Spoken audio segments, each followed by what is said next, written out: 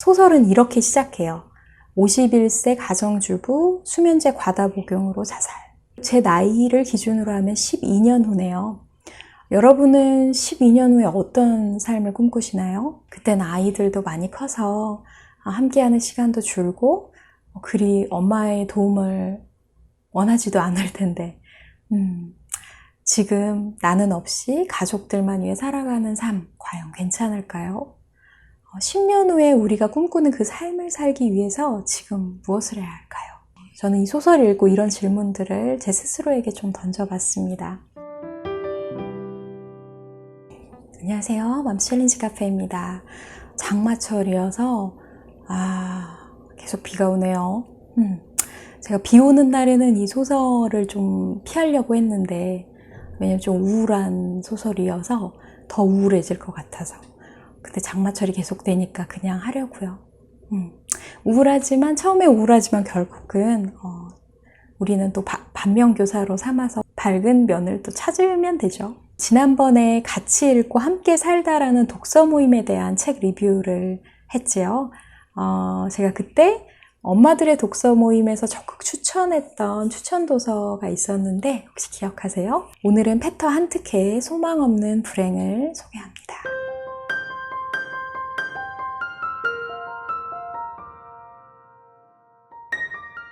이 작가가 수면제를 다량으로 복용하고 자살한 엄마의 죽음을 겪은 후에 산문으로 엄마의 일생을 회상하는 내용인데요. 불행했던 한트케 자신의 이야기도 당시 여자의 일생까지도 읽을 수 있는 다소 페미니즘적인 요소가 있는 작품인데요. 여기서 눈여겨볼 것은 한트케의 작업 태도예요.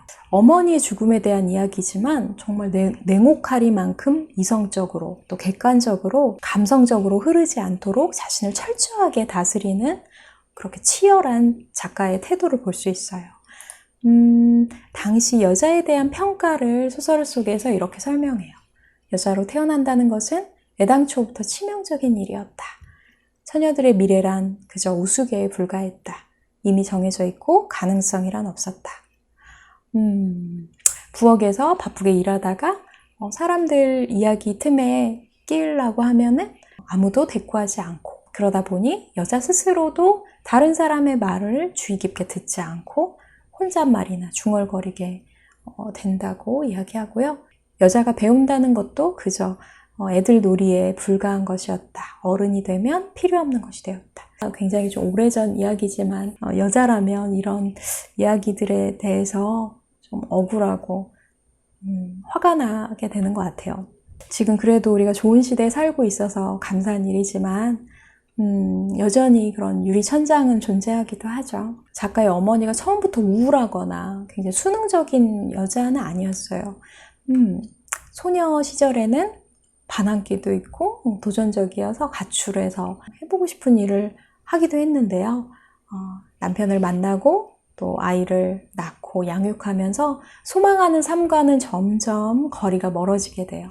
또 경제적인 능력이 부족한 남편이 폭력을 행사하고 자녀가 계속 잉태가 되니까 스스로 낙태시킬 수밖에 없는 그런 안타까운 일들이 벌어지면서 뭔가를 소망하는 것은 스스로 포기하게 되죠. 뿐만 아니라 아이들이 뭔가를 소망하면 비웃음으로 그 입을 막아버리게 되는 자유의지에 따라 사는 거는 괴물이나 하는 짓이라고 치부해버리게 되죠. 그 소망을 잃어가는 어머니의 슬픔에 대해서 작가는 이렇게 목격하고 기록하고 있는데요.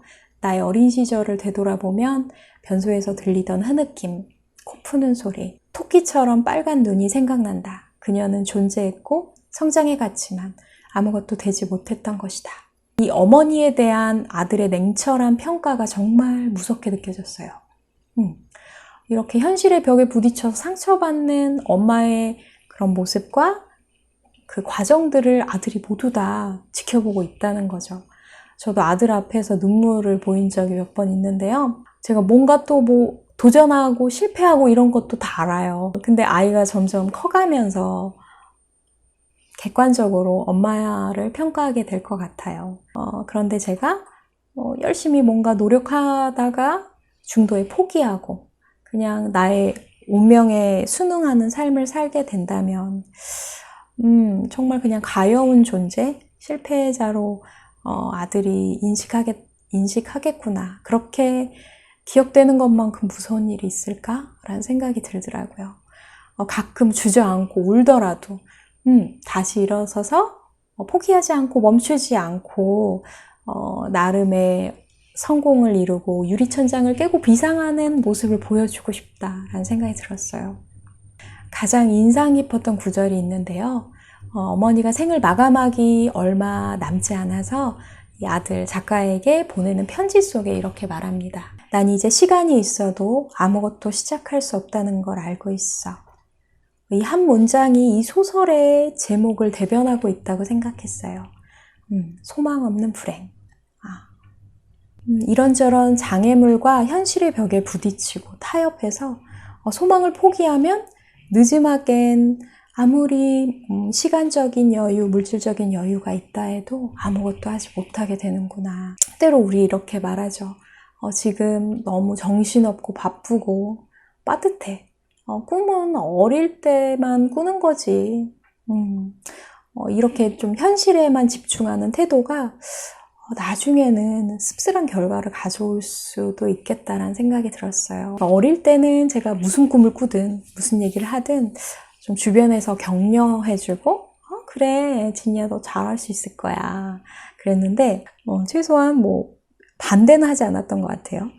하지만 결혼, 출산, 육아 이런 시간을 지나면서 한 번은 직장에서 한 남자 동료에게 제 꿈에 대해서 그냥 자연스럽게 이야기한 적이 있는데 상당히 굴욕감을 주면서 비웃은 적이 있었어요. 깜짝 놀랐죠. 예전에 안 그랬는데 이제는 이런 반응이 오다니 하면서 되게 충격적이었거든요. 그런데 그런 게 익숙해지고 나도 나의 꿈을 누군가에게 이야기하는 게 상당히 어색해지더라고요. 나의 소망을 세상이 비웃고 짓밟고 무시하는 상황들이 계속해서 벌어지겠죠. 하지만 나마저도 나의 소망을 그렇게 다뤄서는 안 된다고 생각해요. 소망 때문에 위험에 처하고 또 서로 실패한다 하더라도 나만은 지켜내야겠다. 왜냐하면 그 소망이 나를 먼 미래까지 정말 생기 있고 건강하게 살아갈 수 있게 해주는 힘이라고 생각해요. 진로에 대해서 지금 상당히 고민이 많아요. 제가 15년 이상 출판 편집 디자인을 해왔고 너무 익숙한 일이기 때문에 지금 당장 돈 벌 수 있는 수단이긴 하지만 10년 후, 20년 후에도 즐겁게 일을 할 수 있을까에 대해서는 좀 의문이 많이 들어요. 일에 귀천이 있다는 건 아니고요. 그냥 내 스스로가 아이 앞에 거리낌이 있다든가 아니면 마지못해서 돈 때문에 하는 일, 그런 일이 아니라 즐겁고 열정적으로 할 수 있는 일을 계속해서 탐색해야겠다. 10년 후, 20년 후에 계속 할 수 있는 일을 지금 찾는다는 게 불가능한 일일 수도 있어요. 왜냐하면 요즘에 1년의 변화가 과거의 10년의 변화만큼 엄청나게 빠른 속도로 변화하고 있잖아요. 하지만 최소한 이 시대의 변화에 대해서는 무감각해지지는 말자. 이번 주부터는 주간지를 사서 읽기 시작했어요. 그런데 정말 변화가 빠르게 변화하는 이 세상을 알아가는 게 정말 즐겁고 더 알고 싶고 나도 해보고 싶고 욕망들이 좋은 욕망들이 생기더라고요. 처음에 제가 한 질문이 있죠. 12년 후에 어떤 인생을 꿈꾸시는지. 저는 그림도 그려봤어요. 내가 꿈꾸는 그 삶에 대해서. 근데 계속해서 그려보고 또 수정해 가야 할 것 같아요. 아니면 아까 신문기사, 자살에 대한 신문기사로 시작했잖아요. 소망을 담은 신문기사 헤드라인을 적어보는 건 어떨까요? 이렇게 좀 구체적으로 상상해 본다면 지금 내가 뭘 해야 될지가 좀 선명하게 드러나지 않을까 생각이 됩니다. 그래서 여러분의 삶이 소망 없는 불행이 아니라 소망 있는 행복으로 다가가시기를 바랍니다.